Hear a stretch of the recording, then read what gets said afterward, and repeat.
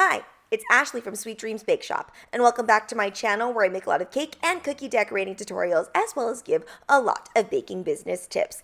And today I'm going to be showing you one of the easiest ways I like to translate characters onto cookies.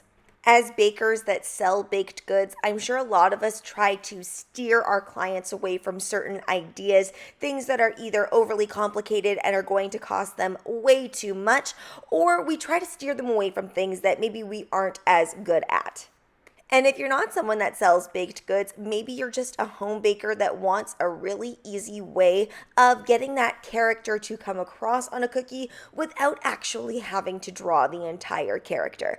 If you fall into either of those two categories, or maybe you're just experimenting, then I must say, please stay for this tutorial because I'm going to show you some really easy tricks to make sure that you don't have a sugar cookie decorating headache and to make sure that you are successful in whatever project it is that you're going to be doing. Firstly, make sure that you're choosing a shape that is big enough for your character. Nothing is worse than trying to fit a really detailed character on a super tiny cookie. I like to go with plaques. They're just something that is very versatile and they are quite large, so I know that I'm going to be able to fit my character on there.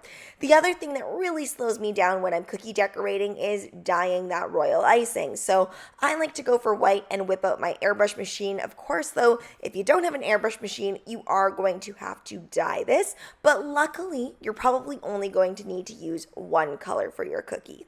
One thing that's going to be really important when you're sugar cookie decorating is making sure that you have the proper consistency. So for my royal icing, I use 1 cup of powdered sugar, also known as icing sugar or confectioner sugar, to 1 tablespoon of meringue powder. I go for the powdered stuff.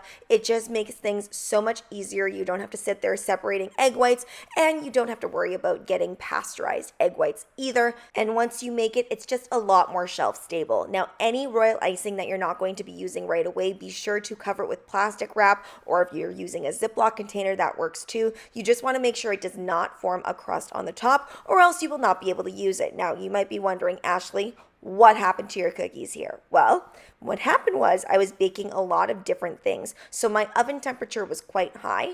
It was at 350. Then I turned it off and I brought it up to 175, but it's just a little bit too warm still. So I should have left that oven door open for about, I don't know, 5 minutes or so before shutting it, and I shouldn't have turned the oven on just yet. Now, again, you might be wondering, why are you talking about turning on your oven? Your sugar cookies are already baked. The reason is because I use my oven to dehydrate the top layer of the icing so that it dries enough so we can airbrush it right away with very little waiting time. So if you're going to do it right, make sure that your oven is cold, then set it to 175 degrees Fahrenheit, and then you can put your cookies in once the oven is fully preheated. The reason you want to wait is because sometimes, depending on how your oven heats, it's going to send a blast of heat in there to get it as hot as possible, as quickly as possible. So you don't want that to happen while your cookies are in there, or else you're going to end up with cracked icing. Now, I ended up with rippled icing here because it was just too hot.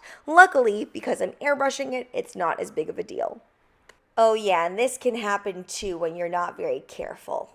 So when you put it in the oven to dehydrate, it doesn't actually dry the cookie completely. It just dries the top layer enough so that you can add things to it. I'm using my projector here. I get asked all the time about my projector. Really, it's just a projector from Amazon, nothing special. It's not the best because it really does kind of block the cookie as you're piping. So you do have to be pretty good at piping in order to use that projector, which is why I never really put it in my links down below in the description box, because there are far superior cookie projectors out there, that is for sure. I also want to make note that to make life very easy on yourself, use tipless piping bags. When you're doing pipe and flood consistency, or even a little bit thicker than that, you can definitely use tipless piping bags. It's going to save you headache just in case you get clogs. They come out very, very easily.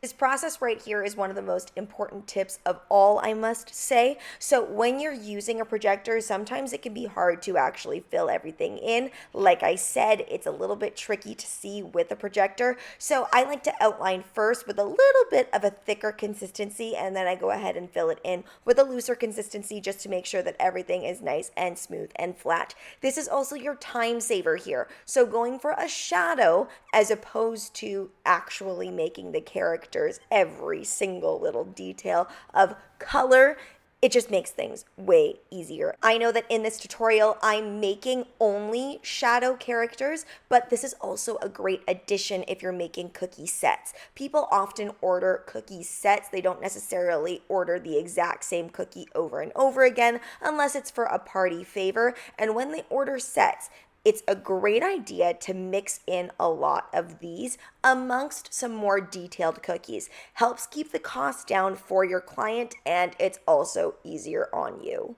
My final tip to make things go very quickly is using some sort of script writing. You can do printing, and I am fairly good at making sure that printing is spaced out, but if you're not very good at that, and if you're not good at keeping things nice and straight, go for something a little bit more whimsical like a script, because if you run out of space, you can always kind of make it look a little bit more loopy so it looks like you meant to do it that way. Because if you really look at this type of script writing, not everything is perfectly aligned. Thanks so much for watching, guys. Don't forget to like, share, and subscribe so you can be part of the Sweetie fam. Right now, I'm uploading weekly, so make sure you hit that notification bell so you know when I upload. Also, be sure to comment, request, or ask a question. I love hearing from you guys. Bye!